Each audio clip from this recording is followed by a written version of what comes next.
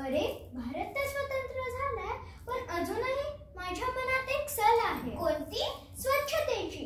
माझ्या या सुंदर जगात किती बरं अस्वच्छता पाहायला भेटते. आपण शिकतो प्लास्टिकचा वापर कमी करा, झाडे लावा, स्वतः स्वच्छ राहा, घर स्वच्छ ठेवा. पण सार्वजनिक ठिकाणांचं काय? ते ठेवतो का आपण स्वच्छ?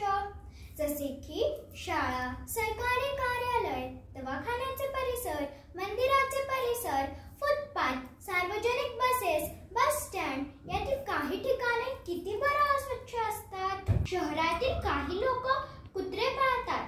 पाळावे, चांगलेच आहे ते, पण त्यामुळे इतरांना त्रास होऊ नये याची काळजी घ्यायला हवी त्यांनी.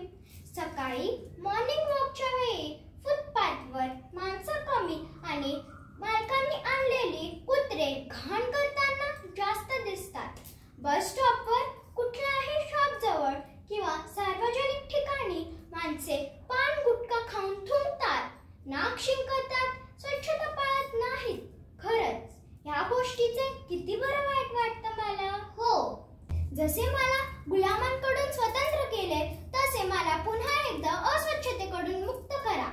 नाक पुसण्यास रुमाल वापरा, रस्त्यावर थुंकू नका. जर कोणी असे करताना दिसल्यास अडवा. प्राणी पाळा, पण त्यांच्या मलमूत्र विसर्जनासाठी त्यांना योग्य ठिकाणी घेऊन जा. जसे आपण स्वतः स्वच्छ राहतो, घर स्वच्छ ठेवतो, परिसर स्वच्छ ठेवतो, तसेच आपली सार्वजनिक